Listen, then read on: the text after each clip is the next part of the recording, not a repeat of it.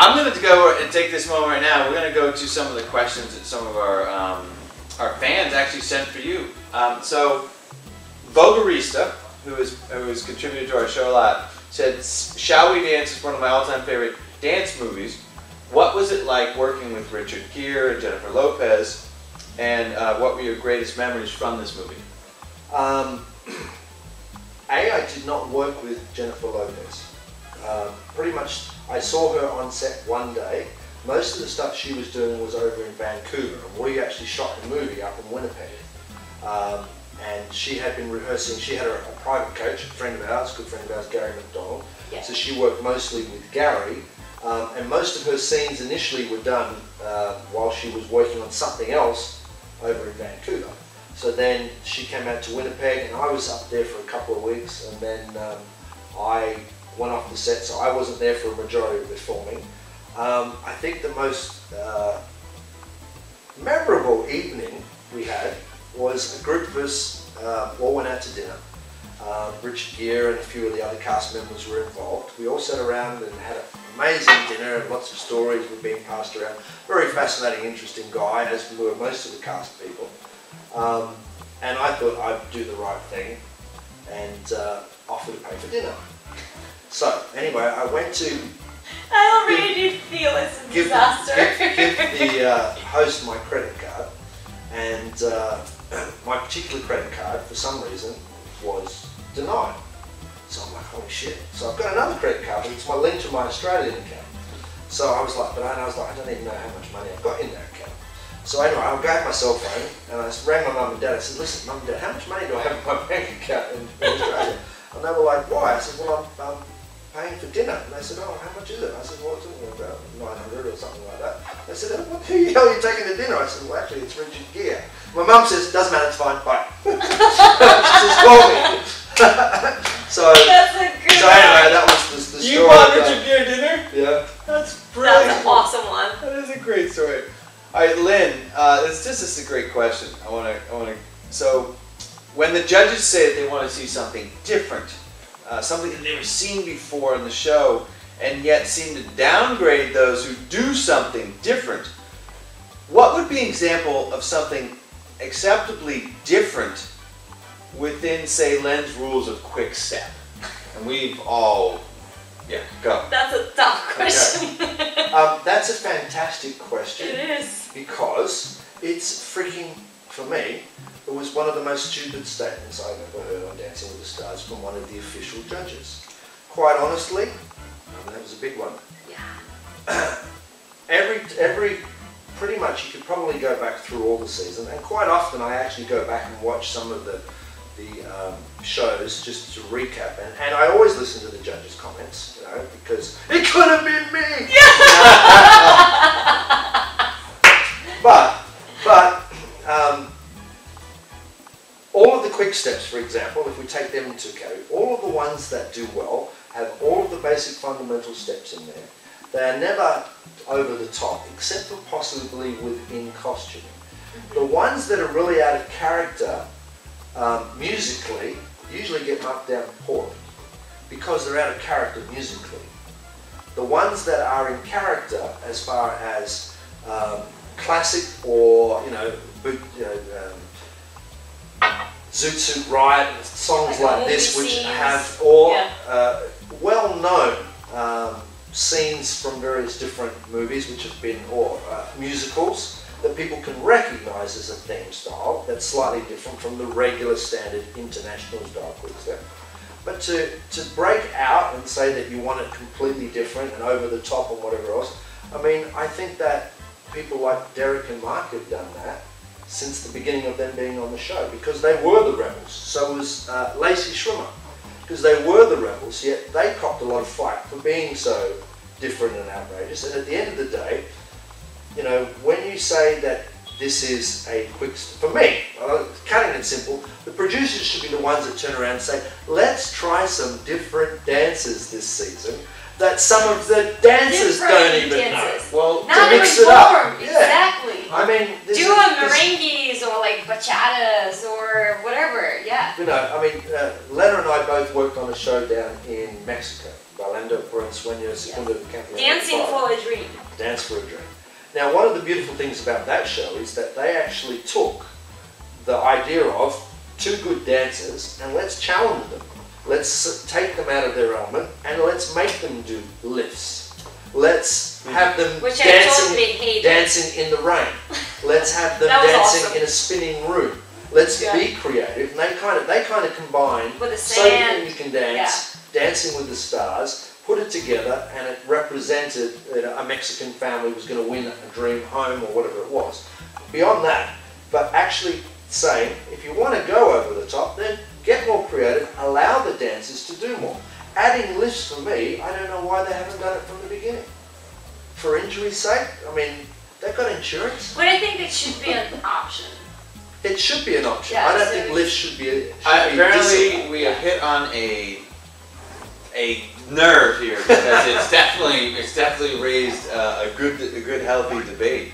And I don't know, when you have to become a producer and you can make those decisions. But I would say that the producers already told the judges to say that anyway. I don't think that was just Len's own decision to make that. Probably not. Probably not. It is reality TV. We have a question from Albert. And Albert, this is a great one. What impact has Dancing with the Stars had on professional ballroom dancing, if any? And also, what would you call the impact on the dance industry? Well, I'll answer this in three levels.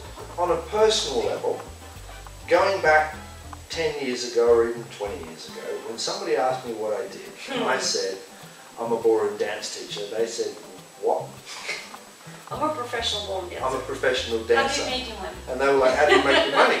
And, it was frowned upon by most people as not being a real job or a real sport or something that would sustain one's lifestyle. There was no money involved. That was the general idea of it. There's still no money involved. But since Dancing with the Stars, I think across the board, the public's awareness of what ballroom dancing is in a younger generation. Most of the older generation that grew up with, the Arthur Murray dance party and all of the rock and roll dances, and going back even earlier to when ballroom dancing was in its heyday during the Depression, strangely enough, that dancing and drinking. Dancing and drinking. I mean, we'll get onto that. Apparently it's still in its heyday. Still in its heyday? So on the first level, it's definitely brought across a far more public awareness of what ballroom dancing is and what professional dance teachers do. It has brought to a very, very large market of people that watch the show or have learned about the show the importance of instilling social values and still being able to go out in a social environment to your local dance studio, learn how to dance and meet people without having to drink and do drugs and go to a house party on ecstasy or whatever and rock and roll. There are places where you can actually go ballroom dancing. What the show has changed is that I would pretty much say that probably somewhere between 20 and 40% increase in the people that are calling up their local dance studios and going in and taking lessons across the board. Whether you have a franchise situation like Arthur Murray's or Fred Astaire or independent schools, and there has been an upsurge of dance studios again, specifically in the ballroom world. There are a ton of dance studios around which offer, I mean, you look in the yellow pages and you can go online and you can say a dance studio and they say jazz, tap, hip-hop, ballet, da-da-da-da-da, and then maybe ballroom.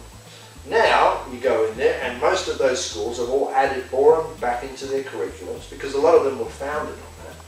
And then they've actually got ballroom on top and then jazz, tap, hip-hop and everything else underneath. Interesting. As someone who is married into the ballroom world, literally, it was a foreign world for me to begin with. I actually hadn't watched the show at all, and I did not know who she was. But as someone who's now sort of gotten behind the curtain, I can see all the things you're talking about, how you meet people on the street, and I tell people, oh, well, my wife's in Dancing with the Stars. And these are people that never dance. They get so excited about it, and I can see how the show, it's just such a great platform. What I would like to see, this is just me, if you haven't, go to a competition. Go see two world-class athletes who are also artists perform. Go see, like, you know, if you go to see Nick, if you could see Lana dance and see how good, because when you think that Dancing on Dancing with the Stars All-Star season's good, go see the real pros dance. It's amazing. Amazing. Well, I mean, the good thing about, well, here's the good and the bad thing. You know, quite often, I mean, we look at Dancing with the Stars and having read posts and some of the, talk that goes on that a lot of people talk about, they love to watch all the pros dance on the Tuesday night results show. Sadly, however, one of the biggest things is that most of those pros don't dance with each other or train with each other for hours and hours to perfect what they do. So we're actually still not, and most people love that, but they're still not seeing the best of what there is. So again, we have a concurrence. Go find a competition in your local area. We could actually probably post a link on our Dance Junkies TV like Facebook page or something, because ballroom dancing, the show Dancing with the Stars is amazing, but there's so much more to it. Or if you're in Hollywood, there is the Hollywood Dance Board Championships coming up in the beginning of November. And I'm your MC, so there you go. Come see Nick. Nick, I feel like we could sit here all night. We just well, you two would definitely. We could just sit. I am just so done. About 30 minutes ago, this is like blah blah blah blah blah blah blah blah blah. This will definitely be a like 3-part segment. Really. Thank you so much for coming out. You're welcome. And you guys, please follow us on Twitter at DanceJunkiesTV. Follow us on YouTube. Follow Nick on Twitter at SmoothChamp. Of course, not Smooch Champ. Smooth Champ. Smooth Champ. Yelena Grinyenko and Rib Hillis, and don't forget Grinya's Entertainment. Yes, please. So, guys, thank you so much for another episode of Ask the Pro. I appreciate all of your questions. Yeah, great question, guys. Send more in. Have a great week. We'll see you next time.